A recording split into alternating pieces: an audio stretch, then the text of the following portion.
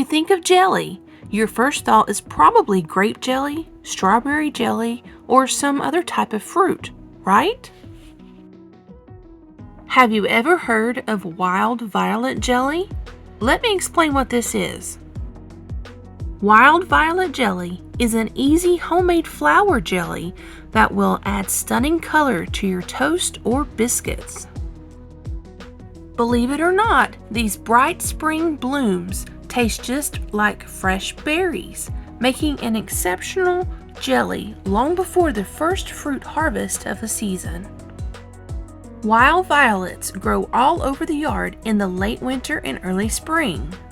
Wild violet jelly tastes just like fresh spring berries rather than flowers.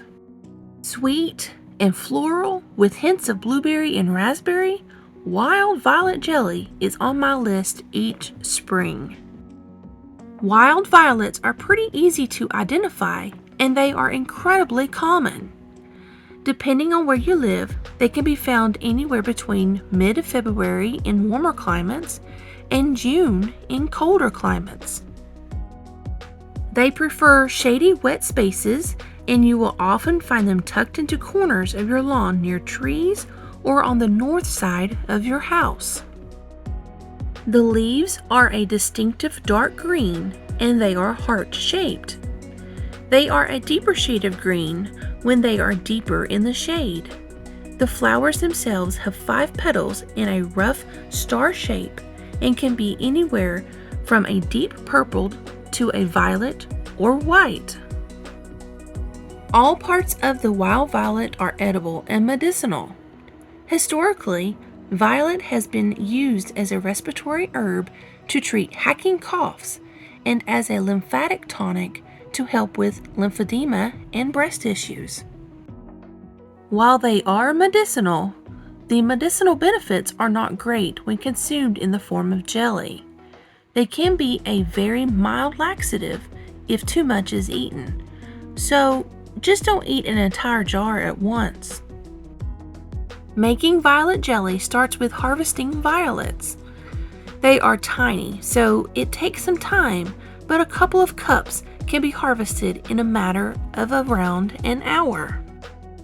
For a batch of violet jelly, you will need about 2 cups of loosely packed violets. To make it easy, just harvest them directly into a quart jar.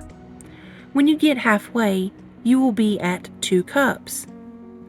1 batch of this jelly will make 2 pints or 4 half-pint jars. The next step is pouring 4 cups of boiling water over the flowers to make violet tea, which you can do right into the mason jar. When you pour boiling water over the violet flowers, you will get a surprise. The water will turn a greenish or turquoise color.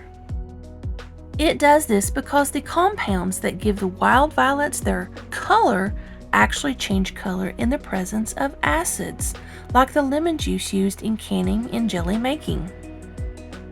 Most fruits are acidic, and that low pH makes them perfect for water bath canning. It also brings out the sweet flavor of their natural sugars and makes a fruit taste like fruit. The jelly won't stay turquoise color. The pectin used to set the jelly actually contains citric acid to help activate the pectin, so no matter what you do, it will be a pink or purple jelly. After you make the wild violet tea, the next step is to add lemon juice or citric acid. I think the lemon juice complements the flavors of the flowers well. However, if you want a pure violet flavor, you can use citric acid instead.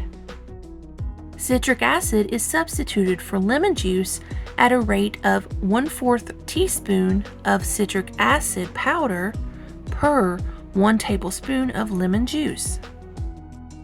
This added acid helps to contrast the sugar in the jelly and it lowers the pH to help preserve the jelly.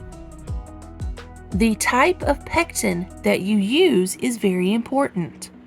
While you can purchase powdered pectin or liquid pectin in the store, They are not always interchangeable, and conversions are not 1-to-1.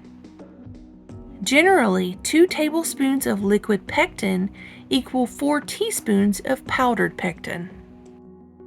You can also substitute store-bought pectin for natural pectin found in many fruits, such as apples. In order to harvest natural pectin from apples, you must boil the cut apples, strain the pectin, and boil the actual pectin again until reduced. For this recipe, I am using store-bought powdered pectin. Make sure it is not labeled as no-cook freezer jam pectin, as it does not work the same way. The order of operations is very important when making violet jelly. If you use powdered pectin, you cannot add the sugar at the beginning. If you do, the jelly won't gel. Liquid pectin is just the opposite, and it's added at the end. Strain the flowers out of the violet tea and pour it into a deep saucepan. Add 1 box of powdered pectin and 1/4 cup lemon juice, or use 1 tablespoon citric acid if you prefer not to use lemon juice. Bring the mixture to a hard boil for 1 minute, then add 4 cups of sugar. Return the mixture to a boil for another minute before ladling into jelly jars. Make sure to leave a 1/4 inch headspace.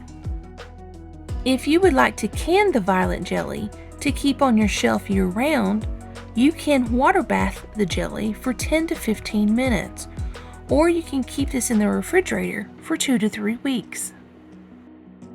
Go outside, look in your yard, and I bet you will find the wild violets growing. Try this recipe. It's fun and easy. Thank you for watching this video. Please continue to help us help you by liking, sharing, and subscribing.